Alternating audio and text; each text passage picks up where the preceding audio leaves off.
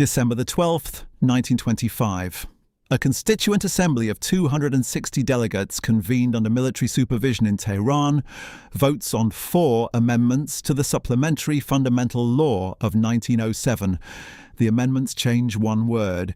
In Articles 36, 37, 38 and 40, the articles governing royal succession, the word Qajar is struck and replaced with Pahlavi. The vote is 257 in favour. 3 opposed. 136 years of continuous dynastic rule end in a single parliamentary session. 6 weeks earlier, on October the 31st, the 5th Majlis had taken the preliminary step. 80 deputies voted to depose Ahmad Shah Qajar and the entire Qajar dynasty, entrusting provisional government to Reza Khan Sardar Sepah, the man who had entered Tehran 4 years prior with 1,200 Cossack troops and 18 machine guns. 5 deputies voted against, 20 abstained. Among the 5 was Mohammad Mossadegh, a Qajar himself through his mother Najm al-Sultaneh, who delivered a speech that praised Reza Khan's achievements as prime minister and military commander, while arguing that making him Shah would deprive the nation of an effective reformer and violate the constitutional order he claimed to defend. Mossadegh sat down. The vote proceeded. Hassan Modarres, the Shia cleric and constitutionalist who had opposed Reza Khan's consolidation at every stage, reportedly shouted as he left the chamber, "Not even 100,000 votes will make it right." Within 4 years, Modarres would be exiled to the town of Kaf. Within 12, he would be dead, strangled on Reza Shah's orders in 1937. The Constituent Assembly that met in December was elected under conditions that left little to chance. Military oversight of the balloting, suppression of independent newspapers, curtailment of political parties, the compressed timeline, 6 weeks. From deposition to constitutional amendment, gave no space for organised opposition. The 260 delegates assembled in a hall where the outcome had been determined before a single hand was raised. The 3 dissenting votes, anonymous, unnamed in most records, constitute the entire formal resistance to the extinction of a dynasty that had governed Persia since 1789. The families scattered across Tehran and in exile in Europe had not been consulted. Most had not been told. The vote was erasing a dynasty of 7 shahs across 136 years. The Qajars were a Turkic tribal confederation from the grasslands of northern Iran, whose founder, Aga Muhammad Khan, reunified the country after decades of civil war, seized Tehran, and made it the capital around 1786. He was formally crowned in 1796. He was assassinated the following year, stabbed by his own servants in the city of Shusha while on campaign in the Caucasus. But the dynasty he built survived him by 128 years and 7 rulers. The complete succession ran as follows. Aga Muhammad Khan from 1789 to 1797. Fath Ali Shah from 1797 to 1834. Muhammad Shah from 1834 to 1848. Nasser al-Din Shah from 1848 to 1896. The longest reigning Qajar, who held the throne for 48 years, travelled to Europe 3 times, introduced the telegraph and postal system to Iran, commissioned the jewelled globe for the treasury, and was assassinated on May 1st, 1896, shot at point-blank range in the Shah Abdul Azim shrine by Mirza Reza Kermani, a follower of the pan-Islamic activist Jamal al-Din al-Afghani. He was 69 years old and had ruled longer than most of his subjects had been alive. Mozaffar al-Din Shah from 1896 to 1907, who inherited the assassination's political fallout and signed the first Persian constitution on December 30th, 1906, 5 days before his death. A dying man signing the document that would define his dynasty's final 2 decades. Muhammad Ali Shah from 1907 to 1909, who tried to destroy the constitution his dying father had signed by bombarding the parliament building with Russian-supplied Cossack artillery in June of 1908, and was deposed the following year when constitutionalist forces from Tabriz and the Bakhtiari tribes converged on Tehran. And Ahmad Shah from 1909 to 1925, the last who ascended at 11 and lost everything at 27. Fath Ali Shah became the physical embodiment of the Qajar scale. He had 158 wives. He fathered 260 children, of whom 57 sons and 46 daughters survived him, along with 296 grandsons and 292 granddaughters. By the middle of the 19th century, the royal clan exceeded 10,000 people. Every provincial governor, every military commander, every significant landholder in Persia was either a Qajar prince or married to one. The dynasty did not merely rule the country, it populated it. At its territorial peak under Aga Muhammad Khan, the empire encompassed all of modern Iran plus the Caucasus, modern Georgia, Azerbaijan, Armenia and Dagestan. 2 wars with Russia stripped away those territories. The Treaty of Gulistan in 1813 ceded eastern Georgia, northern Azerbaijan and Dagestan. The Treaty of Turkmenchay in 1828 surrendered the remaining Caucasian provinces, imposed an indemnity of 20 million silver rubles, and granted Russia extraterritorial legal jurisdiction over its subjects in Iran. Iran lost half the Caucasus in 1 generation and gained a clause in an international treaty that would humiliate its legal system for the next century. The dynasty's physical centre was Golestan Palace in Tehran, a complex of 450 hectares containing the Marble Throne, the Mirror Hall, the Shams-ol-Emare Tower, and the Takht-e-Tavus, the Sun Throne. The Qajars also accumulated what became the Iranian national jewels, a treasury of over 50,000 gemstones that ranks among the largest collections of precious stones on earth.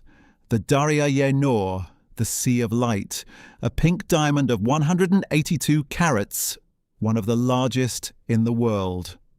The Kiani crown, studded with approximately 1,800 pearls, 300 emeralds and 1,800 rubies designed for Fath Ali Shah's coronation. A jewelled globe containing 51,000 gemstones commissioned by Nasser al-Din Shah, with Iran's territory marked in rubies and the oceans in emeralds. The Naderi throne, adorned with 26,733 individual stones. The collection is estimated today at over $20 billion. It belonged to the family that the 257 delegates had just voted to erase. The dynasty's most consequential achievement was the Constitutional Revolution of 1905 through 1911.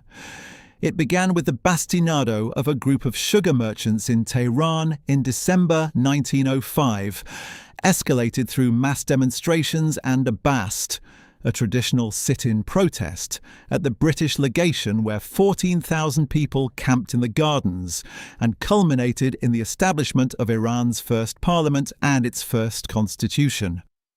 Mozaffar al-Din Shah signed the constitution on his deathbed. His son Muhammad Ali Shah tried to destroy it by shelling the parliament building with Russian-supplied artillery in June of 1908. The constitutionalists deposed him, put his 11-year-old son Ahmad on the throne, and trusted a child to uphold the document his father had tried to burn and his grandfather had signed while dying.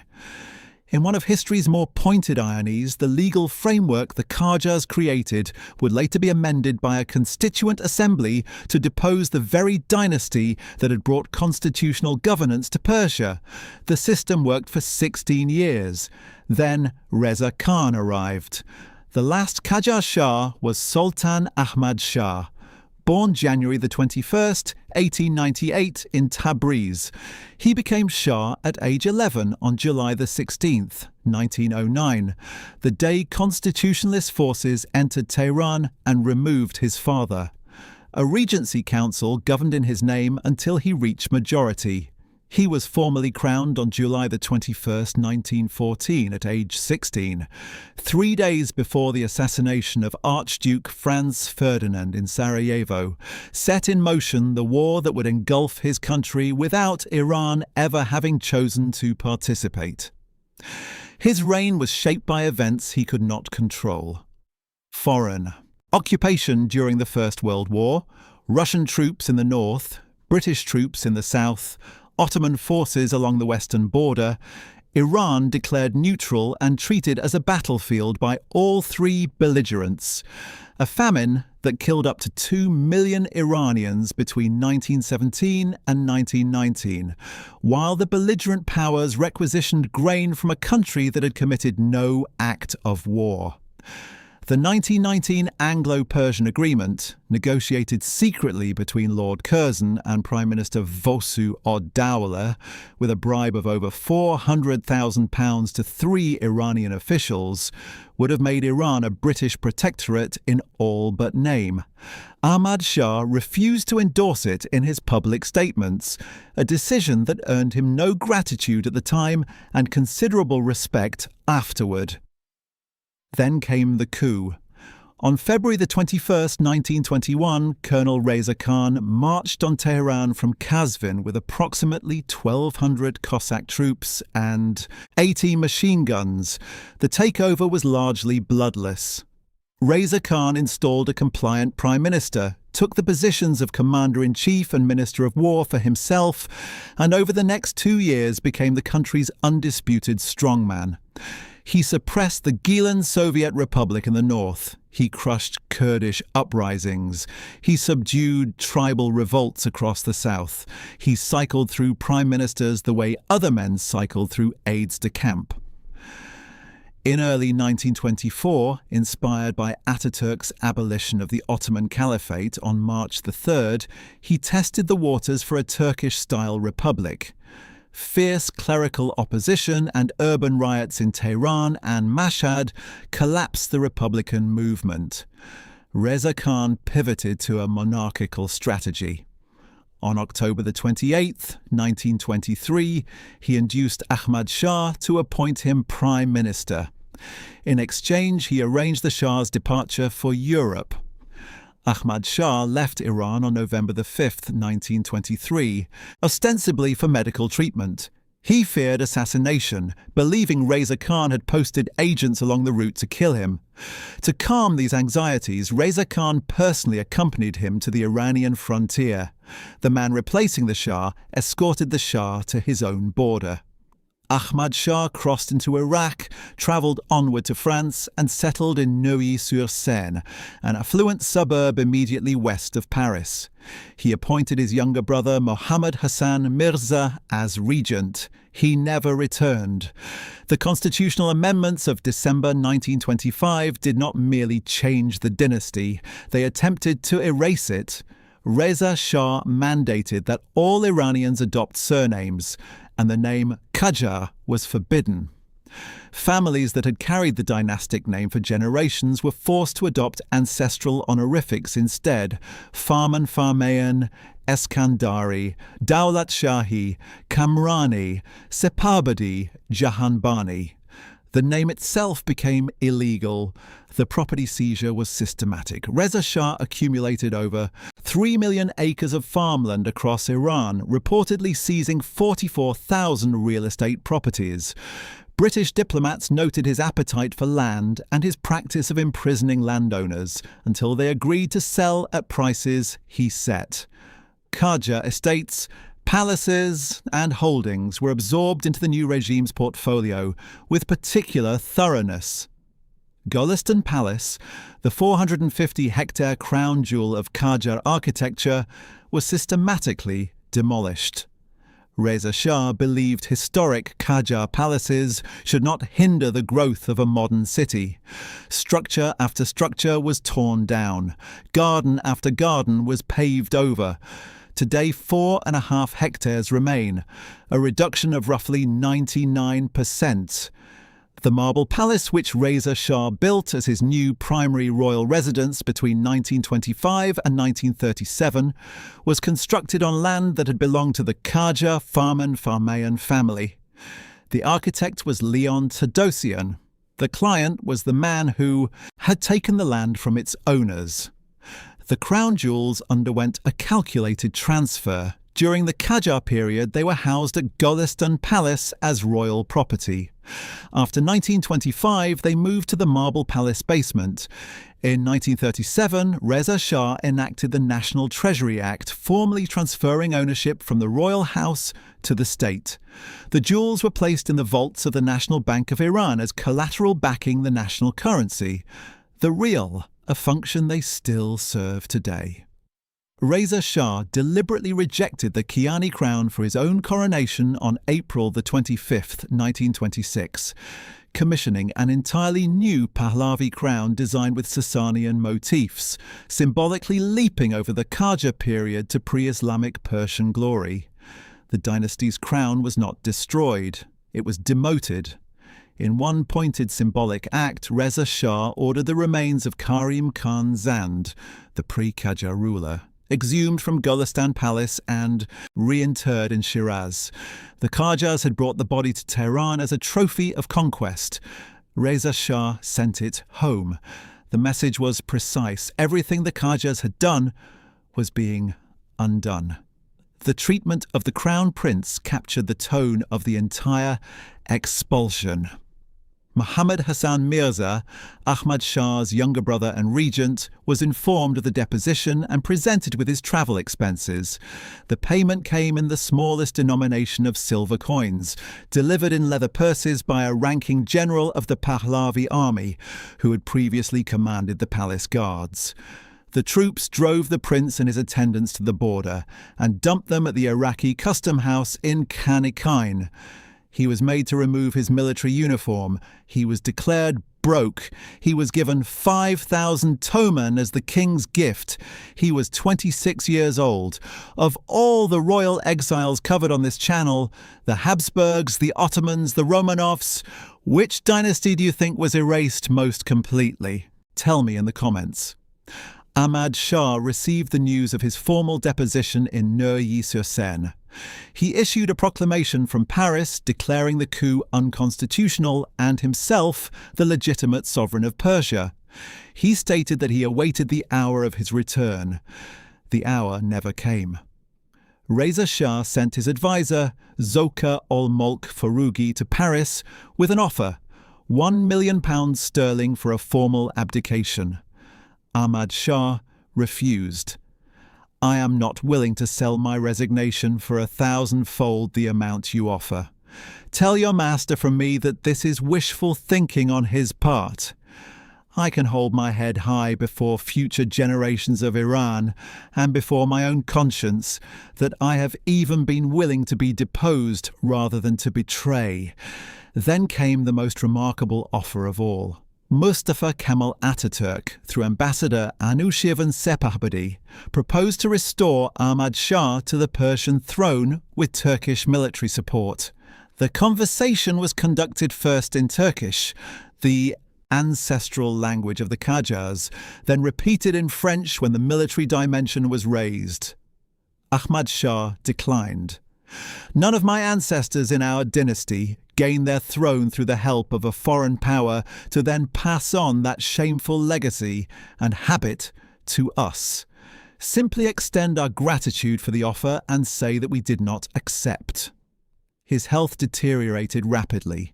He experienced extreme weight fluctuations, reportedly gaining and losing 90 kilograms within a 2-year span, suggesting serious metabolic or endocrine disorder.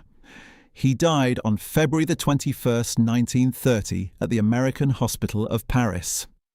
He was 32 years old. His estate was valued at approximately 75 million French francs. Per his will, he was buried in the Qajar family crypt in Karbala, Iraq, at the shrine of Hussein ibn Ali. No Iranian government official attended the burial. He had been Shah for 16 years. He had been in exile for 7. He had refused a fortune, refused an army, and refused to pretend the throne was not his. Mohammad Hassan Mirza, the crown prince who had been dumped at the Iraqi border with silver coins, settled in Maidenhead, England. After his brother's death in 1930, he declared himself the rightful Shah, a title recognised within the imperial house in exile, but nowhere else. He lived in financial hardship and obscurity for 13 years. He died on January the 7th, 1943, in Maidenhead. He was 43 years old. The Qajar family describes the circumstances of his death as suspicious. He was buried alongside his brother in Karbala. Mohammad Hassan Mirza's sons scattered across wartime Europe. Sultan Hossein Mirza, the eldest, emigrated to Canada in 1939 and served in the British Royal Navy on minesweepers during the Second World War. Sultan Hamid Mirza served in the British Navy under the assumed name David Drummond, a Qajar prince hiding inside a Scottish alias to fight a European war. He later became head of the Imperial Qajar House until his death in 1988. A third son, Rokneddin Mirza, settled in Switzerland and died in Geneva in 1996. Prince Feridun Mirza, Ahmad Shah's only son, was sent from Tehran to Europe as a 20-month-old toddler to live with his grandmother Maleke Jahan after his father's departure. Raised in exile amid diminished circumstances, reliant on limited familial resources, far from any memory of Golestan Palace, he married a Bulgarian woman named Magdalena Ivanova Gevrenova and lived a quiet life in Europe. He died in Geneva at approximately 53. His son Prince Taimur remains an important Qajar prince as Ahmad Shah's only male-line grandson. Prince Firuz Nosrat ed-Dawleh III presents the most pointed lesson in the mathematics of dynastic loyalty.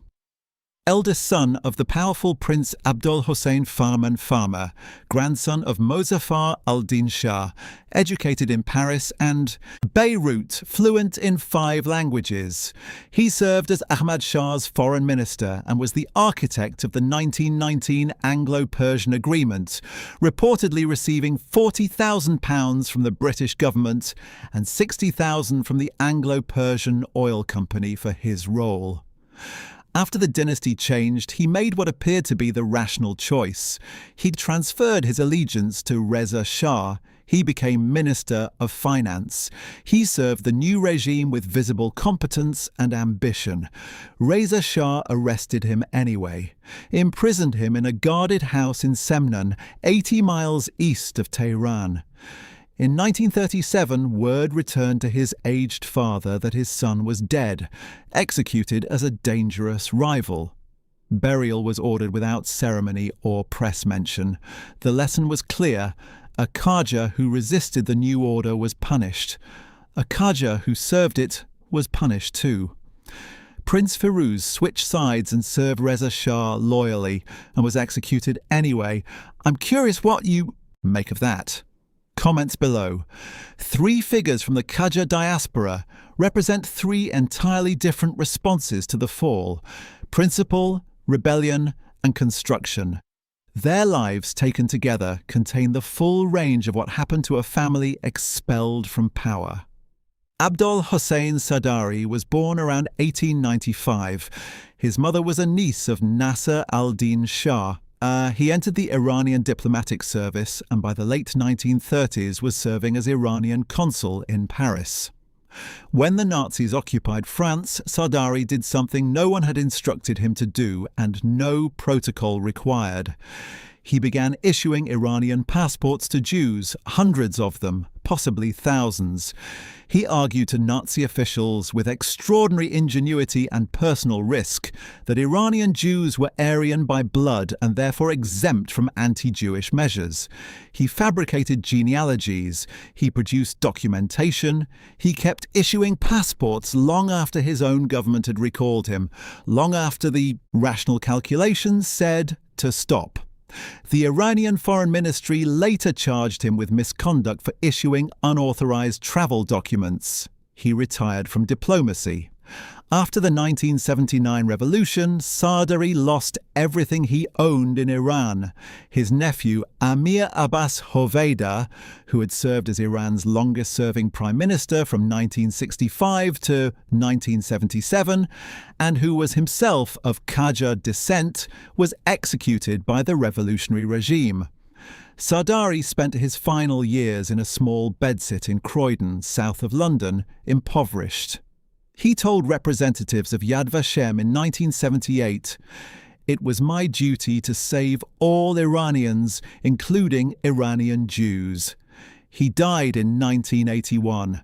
The man who had saved thousands of lives died in a single room in South London, owning almost nothing. He has never been recognized by Yad Vashem as righteous among the nations. Princess Mariam Farman followed the opposite trajectory. Not quiet principle, but open rebellion.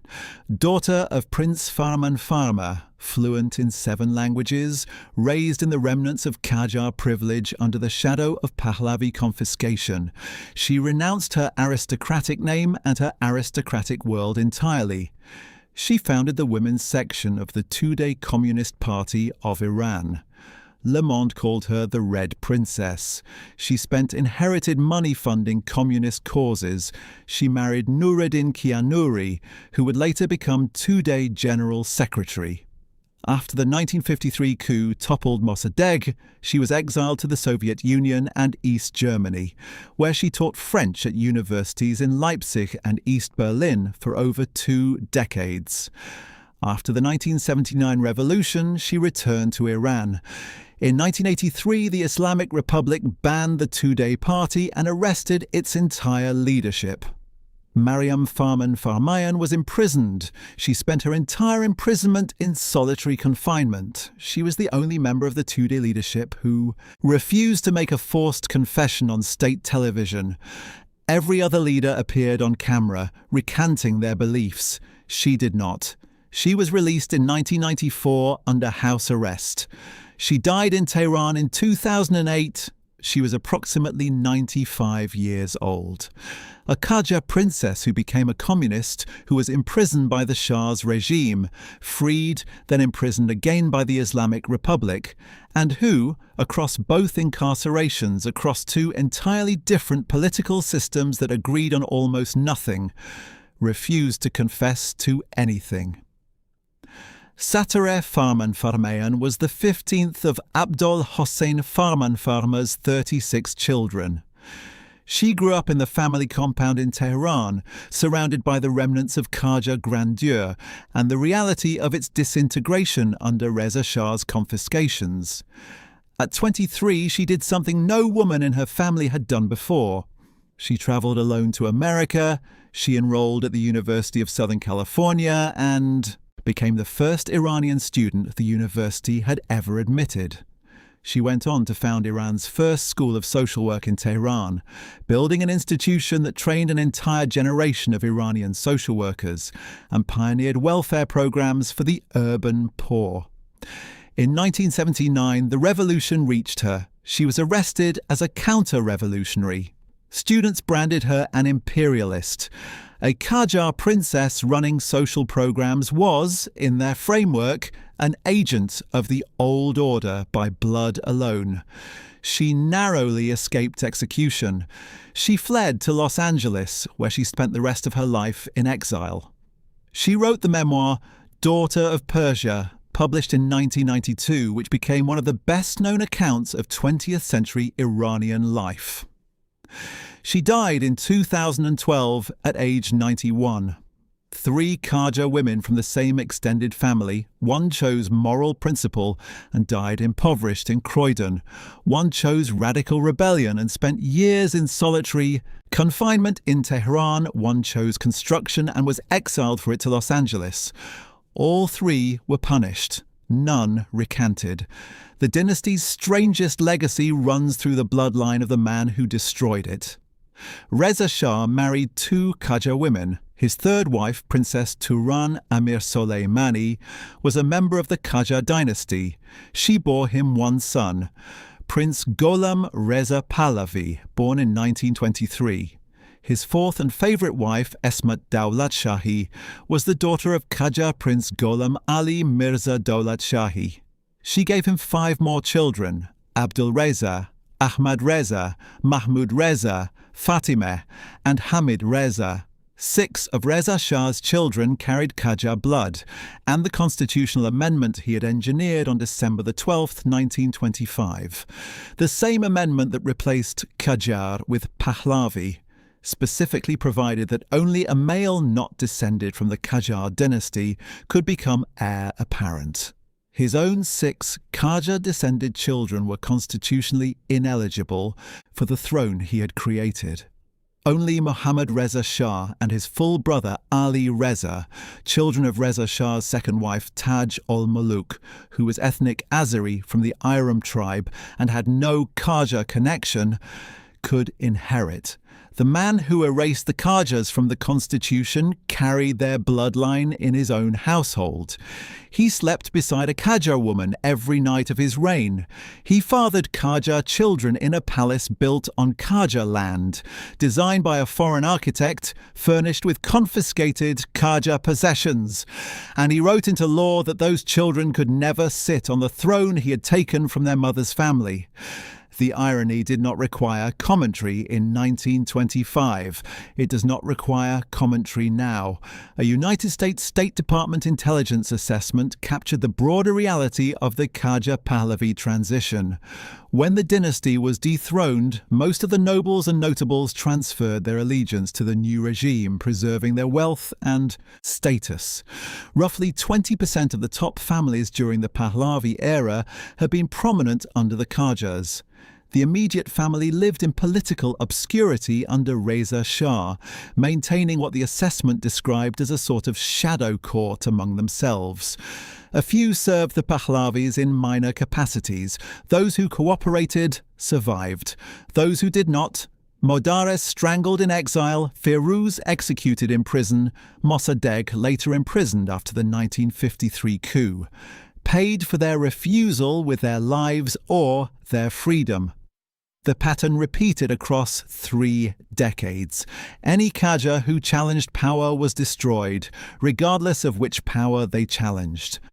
The Qajar imperial house survives today as an organized, if ceremonial, institution in exile.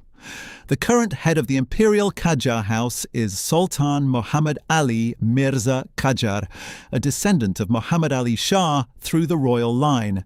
The heir presumptive is Muhammad Hassan Mirza II, born July 18th, 1949, grandson of the last crown prince, who reportedly lives in Dallas, Texas. He is known informally as Prince Mickey, a quiet, non-political figure focused on heritage preservation rather than restoration. His son, Prince Arsalan Qajar, stands next in the line of succession under Qajar dynastic law. Living descendants number in the hundreds through documented genealogies and likely in the thousands through female lines. The inevitable arithmetic of Fath Ali Shah's 260 children compounding across 2 centuries and 4 continents. France became the primary centre of Qajar exile. Ahmad Shah died there. Successive heads of the imperial house lived in Paris. England hosted the Crown Prince's line in Maidenhead. The United States became the major destination after the 1979 revolution, with descendants scattered from Dallas to Los Angeles to Santa Barbara. Others settled in Switzerland, Austria, the Netherlands, Spain and Iran, itself where many adapted quietly under assumed surnames.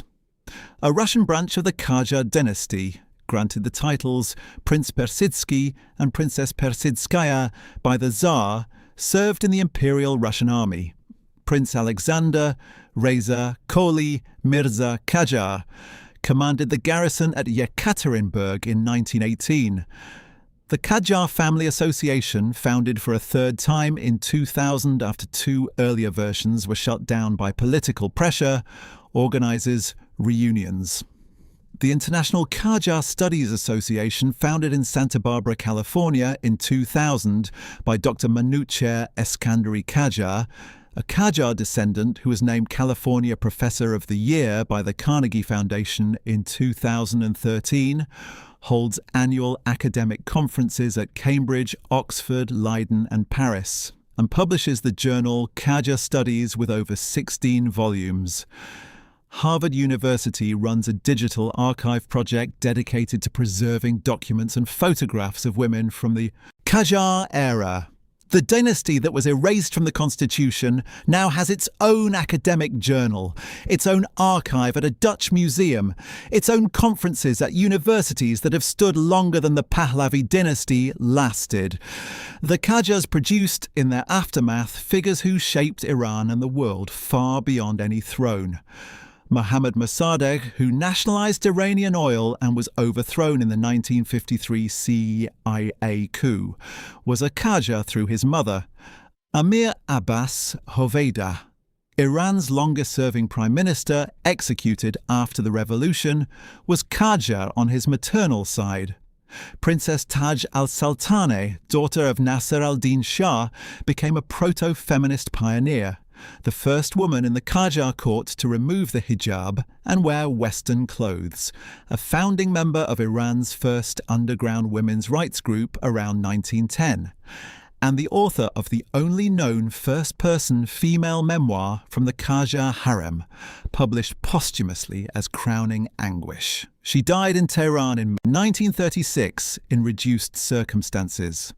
Munir Shahrudi Farman Farmayan, the mirror mosaic artist whose retrospective filled the Guggenheim Museum in 2015 and whose works hang in the Metropolitan Museum, the Tate Modern and the British Museum. She died in 2019 at age 95, and a dedicated Munir Museum opened in Tehran in 2017.